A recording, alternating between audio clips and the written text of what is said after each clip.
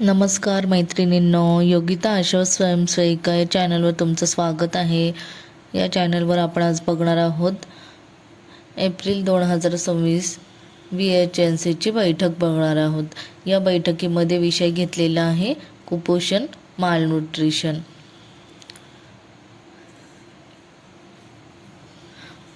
कुपोषण म्हणजे काय? शरीराला आवश्यक पोषक घटक जसे प्रथिने, जीवनसत्वे, खनिजे कमी प्रमाणात मिळाल्यास त्या स्थितीला कुपोषण म्हणतात. कुपोषणाची कारणे कोणती आहेत? पहिलं, पुरेसा व संतुलित आहार न मिळणे. काही मुले आहेत जी त्यांना जेवणाची व्यवस्था म्हणजे दुपारचं, संध्याकाळचं असं काहीच ठिकाणं नसतं. त्यांना काही वेळेस ते मिळणं पण खूप कठीण जातं. तर त्यावेळेस त्यांना आहार व्यवस्थित न मिळाला तर त्यांना कुपोषण होऊ शकतं. दुसरं, वारंवार आजार होणे.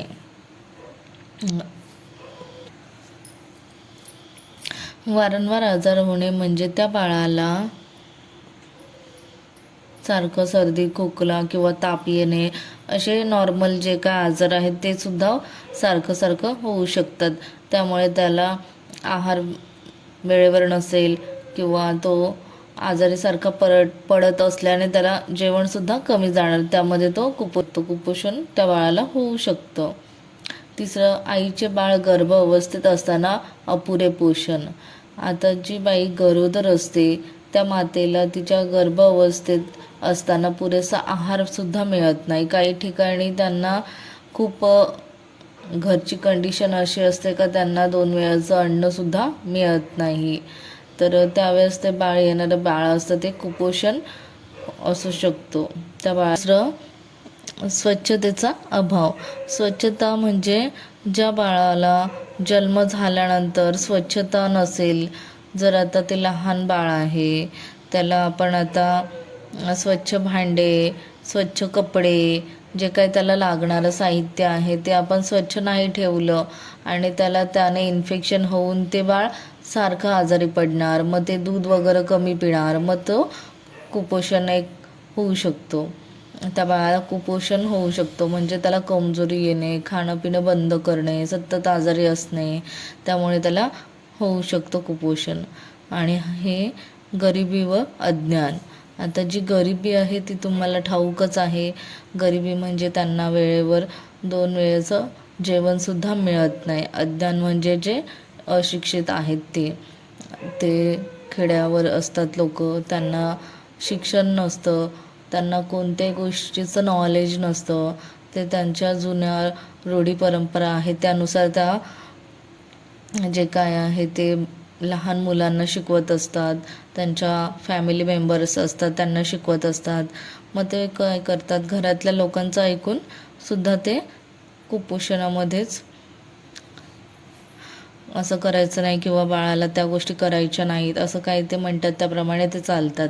त्यामुळे ते बाळ कुपोषित होऊ शकतं. हे खाल्ल्याने असं होतं, ते खाल्ल्याने तसं होतं. गरीब व अज्ञान म्हणजे खूपच त्यावर टॉपिक मोठा होऊ शकतो, म्हणजे खूप त्यामध्ये पण माहिती मिळू शकते. कुपोषणाची लक्षणे.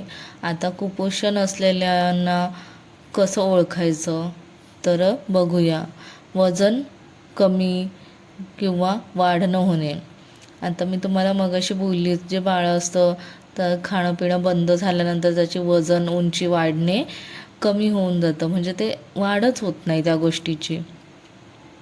दुसरं, बारीक हातपाय, पोट सुजलेले. जे बाळ आहे ते सतत जेवण वगैरे म्हणजे 2 टायमाचं जेवण वगैरे खात असेल आणि परत वरतून ते त्याच्या हाताने खात असेल तर चांगलीच गोष्ट आहे.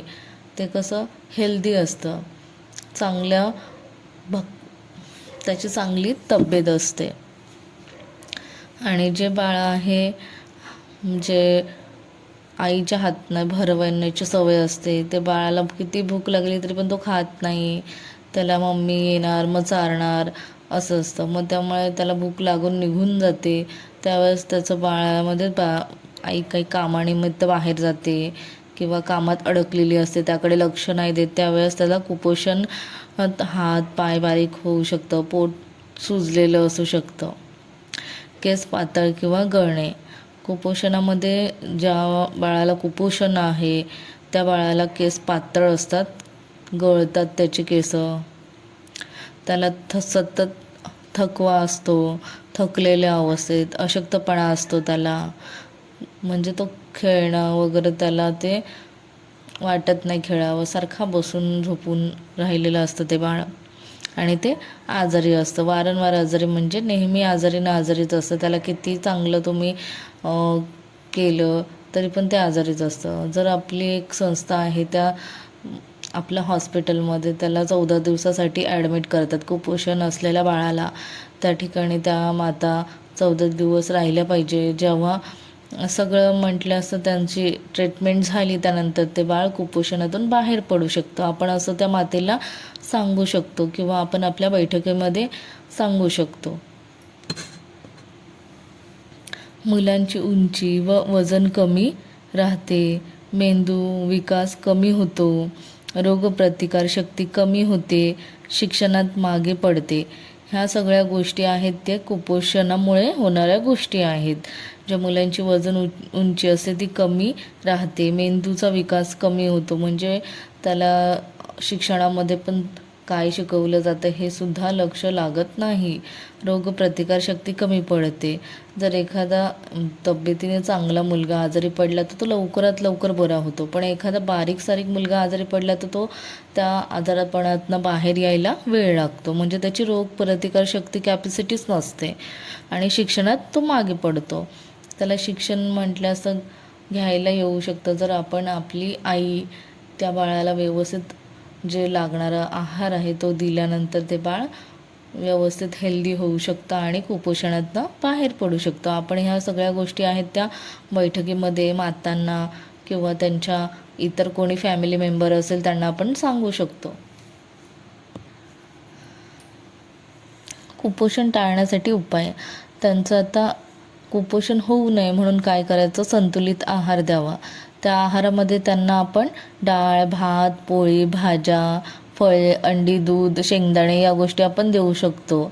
जर काही गरीब घराण्यातले असतात तर त्यांना देण्याचं हे नसतं, त्यांची परिस्थिती नसते, तर आपण ह्या गोष्टी आहेत ह्या आपल्या अंगणवाडीमध्ये अंडी, ह्या सगळ्या गोष्टी आहेत त्या खाल्ल्याच पाहिजेत असं नाही आहे. ज्या थोडं मेन आहेत किंवा भात, पोळी, अंडी, दूध, नॉर्मली हे आपण त्या बाळाला सांगू शकतो किंवा त्यांच्या आईला सांगू शकतो. ह्या 2-3 गोष्टी आहेत त्या त्या बाळाला देत जायचं, त्यामुळे तो कुपोषणातून बाहेर पडू शकतो.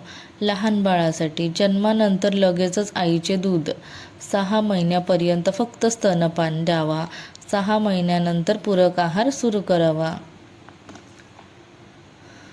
आता काही घरामध्ये कसे करतात, त्या बाळाच्या 6 महिने होत सुद्धा नाही त्यामध्ये त्याला स्तनपान देत नाही आणि लगेच दुसरा वरचा आहार सुरू करतात. काही वेळेस त्या पोटाला सूज येते, ते अन्न पचत नाही, त्याच्यामुळे ह्या अशा प्रकार त्यांना करायचं नाही असं सांगायचं आणि 6 महिन्यानंतरच त्याला आहार सुरू करायचा आहे. आपण ह्या गोष्टी त्यांना समजावून सांगू शकतो. कुपोषण म्हणजे शरीराला अन्नातील पोषक घटक कमी मिळणे. संतुलित आहार खूप महत्त्वाचा आहे. आईचे दूध व पूरक आहार योग्य वेळी द्यावा. स्वच्छता व लसीकरण करणे गरजेचे आहे. आपण जे लसीकरण आहे त्यावर पण आपण व्हिडिओ बनवलेला आहे, कोणत्या लसी द्यायच्या, कधी द्यायच्या, तर तुम्ही माझ्या व्हिडिओ डिस्क्रिप्शन बॉक्समध्ये मी ती लिंक देईन, तुम्ही तो व्हिडिओ नक्की बघा. आणि हा पण कुपोषण आहे त्याबद्दल आपण माहिती सांगितलेली आहे, ती तुम्हाला आवडली असेल तर माझ्या चॅनलला लाईक करा, शेअर करा, सबस्क्राईब करा, जेणेकरून मी असेच व्हिडिओ दर महिन्याला पाठवत असते. आणि हा कुपोषणमध्ये ह्या गोष्टी आहेत. कुपोषणामध्ये आपण बैठकीमध्ये ज्या आहेत इम्पॉर्टंट माहिती देऊ शकतो. आणि ही बैठक आहे ती मी थोडंफार जास्त मोठे टॉपिक्स वाटत असेल तुम्ही शॉर्टमध्ये करून घेऊ शकता. 2-3 मेन मुद्दे आपण लिहू शकतो आणि आपण त्या बसलेल्या लोकांची सह्या वगैरे घ्यायच्या आहेत. तर तुम्हाला ही माहिती कशी आहे, आवडली असेल तर लाईक करा, कमेंटमध्ये मला नक्की सांगा. थँक्यू.